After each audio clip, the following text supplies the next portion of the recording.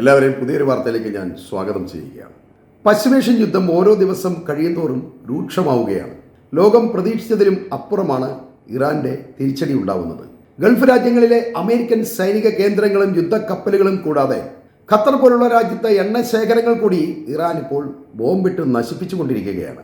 Hormuz കടലിടുക്ക് അടച്ചിട്ട് കപ്പൽ ഗതാഗതം തടസ്സപ്പെടുത്തുന്നതിലൂടെ ഏഷ്യയും യൂറോപ്പും അമേരിക്കയും ഒക്കെ സാമ്പത്തിക മാന്ദ്യത്തിലേക്ക് അകപ്പെടാനുള്ള സാധ്യതയും വിലയിരുത്തപ്പെടുന്നുണ്ട്.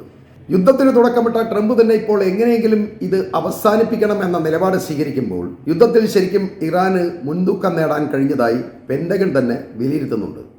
കാര്യങ്ങൾ ഇങ്ങനെയൊക്കെ ആണെങ്കിലും ഇറാന്റെ ഉന്നത സൈനിക രാഷ്ട്രീയ നേതാക്കൾ തുടരെ കൊല്ലപ്പെടുന്നതും അവരെ സംരക്ഷിക്കാൻ ഇറാന് കഴിയാത്തതും ലോകത്തെ അത്ഭുതപ്പെടുത്തുന്ന കാര്യമാണ്. ഇക്കാര്യത്തിൽ എടുത്തു പറയേണ്ടത് ഇസ്രായേലിൻ്റെ ഇൻ്റലിജൻസ് കരുത്താണ്. അവർ കൊടുക്കുന്ന മുന്നറിയിപ്പാണ് ഇപ്പോൾ ഇസ്രായേലിൻ്റെ രക്ഷയ്ക്കായി ഉള്ളത്. ഇറാനെ എവിടെയെങ്കിലും പിഴച്ചിട്ടുണ്ടെങ്കിൽ അത് ഇസ്രായേലിൻ്റെ ഇൻ്റലിജൻസ് സംവിധാനങ്ങളെ തകർക്കാൻ കഴിയാത്ത കാര്യത്തിൽ മാത്രമാണ്. ഇസ്രായേലി ചാരസംഘടനയായ മൊസാദ് വർഷങ്ങളായി ഇറാന്റെ സുരക്ഷാ സംവിധാനങ്ങൾക്കുള്ളിൽ തങ്ങളുടെ ആളുകളെ വളർത്തിയെടുത്തിട്ടുണ്ട്.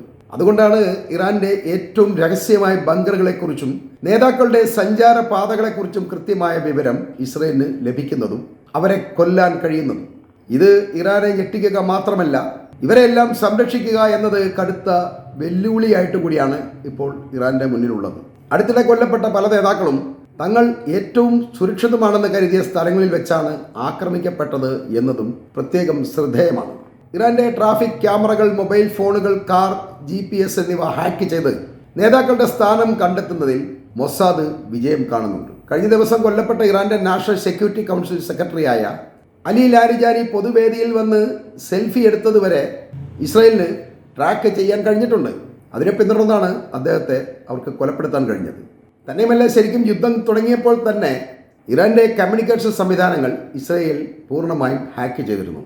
ഇത് ഇറാനിലെ നേതാക്കൾ തമ്മിൽ പരസ്പരം ആശയവിനിമയം നടത്താനുള്ള സൗകര്യത്തെ തടസ്സപ്പെടുത്തുകയും അവരെ തീർത്തും ഒറ്റപ്പെടുത്തുകയുമാണ് ചെയ്തത്.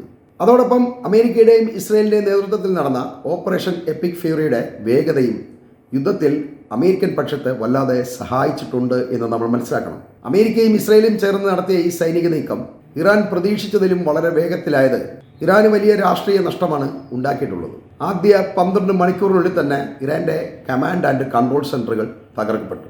അതുകൂടാതെ ഇറാന്റെ പരമോന്നത നേതാവായ ആയത്തുള്ള അലി ഖാംനെയി കൊല്ലപ്പെട്ടത് ഇറാന്റെ പ്രതിരോധത്തെ കാര്യമായി ബാധിച്ചിരുന്നെങ്കിലും ഉടൻ തന്നെ അദ്ദേഹത്തിൻ്റെ മകനായ മുജ്തബ ആയിട്ടുള്ള നേതൃത്വം ഏറ്റെടുത്തതോടെ അവർ അത് പരിഹരിക്കുകയും ചെയ്തു. ഇറാന്റെ സുരക്ഷാ ഉദ്യോഗസ്ഥരിൽ ചിലർ തന്നെ വിവരങ്ങൾ ചോർത്തി ഇസ്രായേലിന് നൽകുന്നുവെന്ന് ഇറാൻ സംശയിക്കുകയും അവരിൽ ചിലരെ പിടികൂടി തൂക്കിക്കൊല്ലുകയൊക്കെ ചെയ്യുന്നതിലൂടെ ഇപ്പോൾ ഇറാനിലെ മൊസാദിന്റെ വേരുകൾ അവർ അറുത്തു തുടങ്ങിയത് ശുഭസൂചനയാണ്. ഈ വേരുകൾ പൂർണ്ണമായും അറുത്തു മാറ്റപ്പെടുന്നത് യുദ്ധത്തിൽ ഇറാന് വിജയം നേടാൻ സഹായിക്കും എന്നതാണ് ഇസ്രായേലിനെ ഏറ്റവും ഭയപ്പെടുത്തുന്ന കാര്യം. ഇസ്രായേലിനുള്ളിൽ ഇറാന്റെ ചാരസംഘം പ്രവർത്തിക്കുന്നുണ്ടെങ്കിലും കമ്മ്യൂണിക്കേഷൻ തകരാറ് മൂലം അത് കൃത്യമായി മുതലാക്കാൻ ഇറാന് കഴിയാത്തതാണ് ഇന്ന് ഇസ്രായേലിലെ രാഷ്ട്രീയ സൈനിക നേതാക്കൾ ജീവിച്ചിരിക്കാൻ കാരണം. എന്നാൽ വരും വർഷങ്ങളിൽ ഇറാനെതിരായ ആക്രമണത്തിൽ പങ്കെടുക്കുന്ന എല്ലാ പൈലറ്റുമാരെയും കമാൻഡർമാരെയും അതുകൂടാതെ മറ്റുള്ളവരെയും എല്ലാം വേട്ടയാടുമെന്ന് ഇറാനിയൻ ബ്രിഗേഡിയർ ജനറൽ അബോൾ ഫാസൽ ഷക്കാർച്ചിയുടെ പ്രഖ്യാപനം ജൂത സൈനികർക്കിടയിൽ വല്ലാതെ അങ്കലാപ്പ് സൃഷ്ടിച്ചിട്ടുണ്ട്.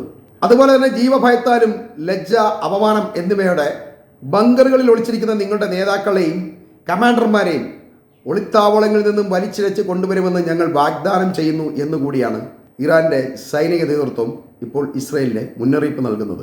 ഇതിങ്ങനെ പറയാൻ കാരണം 10 ദിവസത്തിലധികമായി കൊല്ലപ്പെട്ടുവെന്ന് സോഷ്യൽ മീഡിയയിലും മറ്റ് പത്രമാധ്യമങ്ങളിലും സംശയം ഉന്നയിച്ചിരുന്ന നെതന്യാഹു കൊല്ലപ്പെട്ടിട്ടില്ല എന്ന് അയാളുടെ ഒരു ലൈവ് വാർത്താ സമ്മേളനത്തോടെ തെളിയിക്കപ്പെട്ടതിന് ശേഷമാണ്. ഇയാൾ ജീവിച്ചിരിക്കുന്നുവെന്ന് മനസ്സിലായതോടെ നെതന്യാഹുവിനെയും അയാളുടെ പ്രധാന നെസറ്റ് അംഗങ്ങളെയും ഞങ്ങൾ പിന്തുടർന്ന് കൊലപ്പെടുത്തുമെന്ന് ഇറാൻ ഉറപ്പ് പറയുകയാണിപ്പോൾ. അതിനുവേണ്ടി കൂടുതൽ പവർഫുള്ളായ ബങ്കർ ബസ്റ്റർ ബോംബുകളാണ് ഇറാൻ ഇപ്പോൾ ഉപയോഗിച്ച് തുടങ്ങിയിരിക്കുന്നത്.